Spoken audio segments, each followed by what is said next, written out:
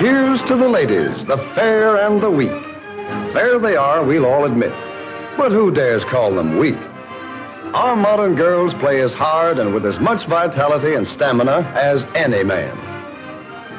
How do they do it? Where do they find all that energy, that seemingly inexhaustible store of pep and ginger?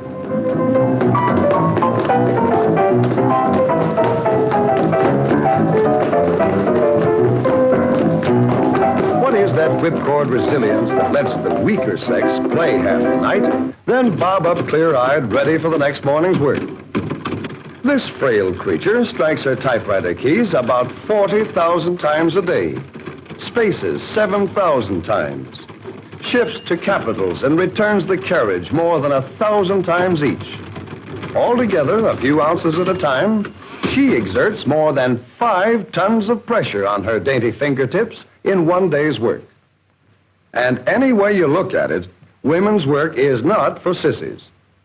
Most men would have a hard time of it if they were to change jobs with wife, mother, or girlfriend. The homemaker walks miles every day, from sink to icebox, from cupboard to stove, and from kitchen to dining table. Let's use some very special photography to compress the whole job of preparing a meal into a few seconds of time, to see how many steps it really takes to get dinner on the table. Remember, this is a hurry-up picture of just one meal out of more than 1,000. Is that what you'd call a blitz meal? Even an efficiency expert would be staggered by the amount of chasing around and indoor road work that the little woman takes as a matter of course. There's the stair climbing event, for example, usually accomplished full tilt and with an armload of brooms, mops, blankets, and sundry household paraphernalia. Here's another hurry-up picture of the clinging vine whizzing through a day's program that would leave the average mountaineer gasping for breath. Each trip upstairs is the equivalent of lifting her own weight 12 feet. And at the rate of 20 trips a day, that's lifting about 12 tons of weight. Who said weaker sex? Ironing is another kind of work that's a lot of little jobs all rolled into one. Just to iron one of hubby's shirts, for instance, the iron may have to be lifted 20 or 30 times. And since a flat iron weighs about as much as a brick, a day's ironing actually uses just about as much muscle as bricklaying. Flattening a towel or wielding a trowel, even Steven. Had your iron today, lady? Because men are beginning to realize how much lifting and pushing the little woman has to do around the house, more and more muscle savers are being designed to make the little jobs easier. It's one thing to make 6,000 separate scrubbing motions over a tub of clothes, and quite another to push a button that does all the work. Here's another example of sheer brute force. Now, let's make a super scientific test. You'll notice that this girl is wearing a very special thimble. In fact, it isn't a thimble at all, but a gadget of springs and levers to measure the amount of force needed to sew on a button. And it's called an ergometer. According to the ergometer dial, it takes 18 units of force to push the needle through the cloth just once. In sewing stitch by stitch, that work adds up. Any man will admit that's a lot of work when it's called to his attention in the right way. And this is one way of calling it to his attention. This hurry-up picture shows that a stitch in time doesn't always save 9. And anyway, who wants to save 9 stitches when a machine can do all the work? A sewing machine is really an amazing invention, especially when you stop to think that a man invented it. Yet it's simple when you know how it works. We'll slow this one down so that for the first time on a theater screen, we can all see exactly what goes on inside a sewing machine. Well, there's the needle with a little loop of thread running through the eye. That's the eye right there close to the point. The needle carries the thread down through the cloth. At the same time, underneath the cloth, another little loop of thread is being carried in a moving carriage called a shuttle. The shuttle moves past the needle.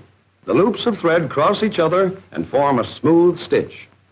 And so, that's the way a sewing machine takes the place of a lot of needless needle nudging and keeps everyone in stitches.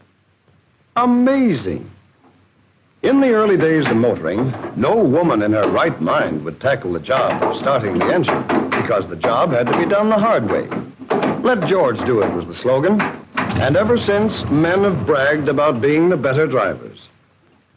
Then the muscle savers got to work, and the self-starter put the woman driver behind the wheel instead of in the back seat.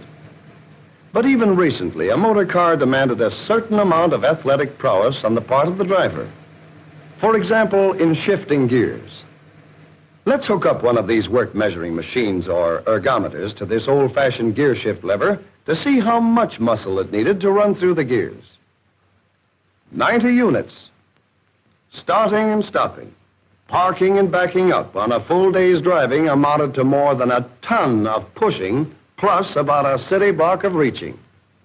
Putting the shift lever up by the steering wheel would cut down the amount of reaching. But with such a short lever, it would be even more work to shift the gears. In fact, more than 100 units. To make this job easier, some sort of machine was needed to take over the muscle work of moving the gears in and out of mesh.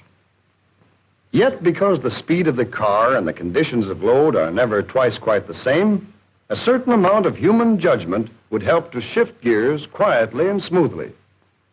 A muscle-saving engineer who went to work on this two-sided problem found that the vacuum produced inside the motor car engine could develop plenty of power to do the actual work. And by means of a super-sensitive control, the driver could still be the real gear-shifting boss. The sensitive control can regulate the pressure in a powerful vacuum chamber so that the slightest movement of the lever will bring about a strong push in the desired direction. A push that can be controlled to follow the movement of the lever with infinite exactness. This device, connected to the gears of a motor car, can do 80% of this work of shifting, yet leave enough for the driver to sense the response of the gears as they move smoothly into place.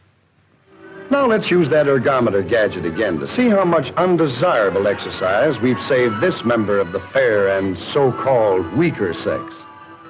Now the dial shows about 30 units, only a few ounces of push with the vacuum gear shift. And if you stop to think about it, that's a vast improvement when it's multiplied by the amount of expert driving that our American girls do nowadays. Now that the muscle savers are busy, cutting down the amount of unnecessary work for women and for men, we'll all have more energy left for playtime. But there are still plenty of jobs left for the ergometer and the work-saving scientists to tackle. Think of all the energy that our charming millions spend in keeping beautiful. And if science is so darn wonderful, why doesn't some genius build a contraption like this?